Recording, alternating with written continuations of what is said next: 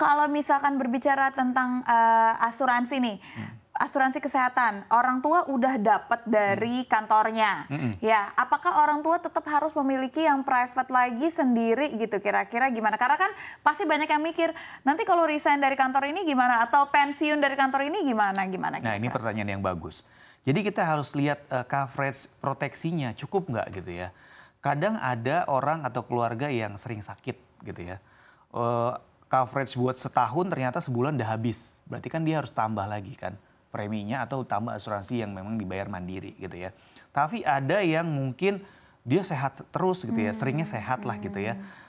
Nggak pernah kepake bahkan plafonnya gitu. Ya itu mungkin nggak perlu tambah lagi. Jadi memang harus dilihat case by case ya Safinas. Jadi nggak bisa dipukul rata, udah punya asuransi dari kantor, nggak perlu nambah lagi sendiri atau perlu nambah lagi gitu ya. Jadi harus dilihat case per case dari orangnya tersebut atau keluarganya tersebut. Jadi itu bisa dilihat dari riwayat kesehatan. Makanya kan kalau setiap kita beli produk asuransi ada medical check up gitu ya, ada ditanyakan riwayat kesehatannya itu untuk menilai atau mengakses kira-kira profil resiko dari si nasabah ini seperti apa gitu, dan itu kan akan disesuaikan nanti biasanya akan disuggest ya mana produk yang cocok, preminya berapa kayak gitu. Nah ini yang harus kita assess buat diri kita sendiri dan keluarga gitu ya.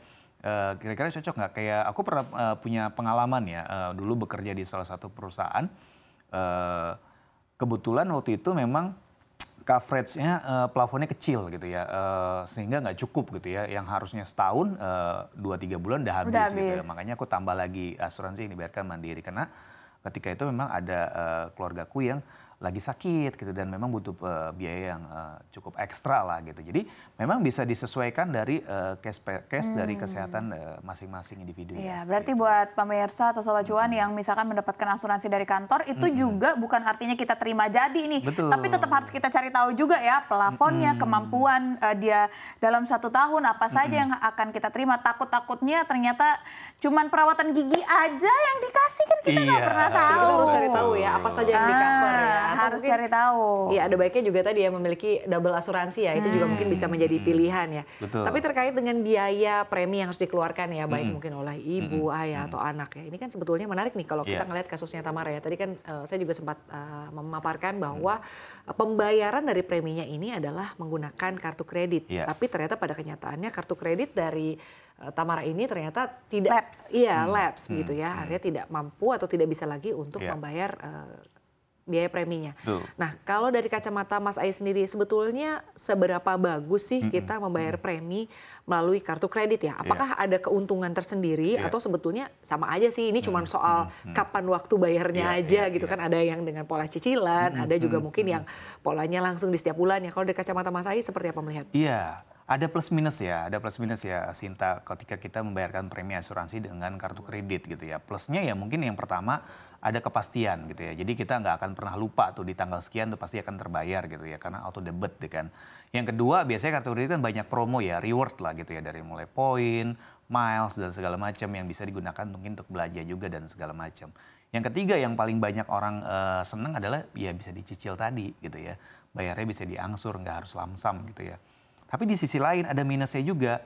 Yang pertama ya pasti itu ada beberapa asuransi, nggak semua ya, ada beberapa asuransi yang melihat pembayaran dengan asuransi ini jadi kayak semacam pembayaran yang tertunda gitu ya. Nah kalau tertunda biasanya akan ada kena extra charge gitu ya dari pihak asuransinya karena dianggapnya terlambat gitu ya dari tanggal yang ditentukan. Nah ini makanya kita harus jeli nih. Ada skema-skema seperti itu nggak dari asuransi yang kita miliki gitu ya. Kadang-kadang ada yang seperti itu. Let's say kita ambil contoh seperti ini. Misalkan kita harus bayar setiap tanggal 1 gitu ya. Nah tapi kan auto debit dari billing cycle si kartu kredit ini kan kadang berbeda-beda ya setiap orangnya. Nah ini yang harus kita perhatikan. Jangan-jangan billing cycle-nya nanti di tanggal 20 gitu ya. Walaupun kita udah auto debit di tanggal 1 gitu. Ini kan akan jadi masalah juga gitu ya. Yang kedua, bunga. Ketika kita membayar mengangsur di kartu kredit, pasti kan ada biaya bunga gitu ya, yang akan di-charge ke kita. Nah itu harus kita hitung juga berapa bunganya, jangan-jangan cukup besar gitu ya. Nah ini juga akan jadi masalah kalau kita nggak pertimbangkan dengan baik. Nah yang ketiga yang nggak kalah bahaya adalah ketika tadi ada beberapa produk yang memang menerapkan treatment gitu ya, ketika bayar dengan kartu kredit menjadi biayanya tertunda atau pembayarannya tertunda, itu klaimnya bisa nggak cair. Kalau misalkan seperti itu. Nah ini yang bahaya. Kalau sampai klaimnya nggak cair ya akhirnya kita double cost ya. Udah bayar cicilan kartu kredit Niat dengan hemat malah bayar ini lagi, biaya kesehatan lagi gitu ya. Nah Niat ini yang hemat bahaya. malah bikin tobat. Malah bikin tobat.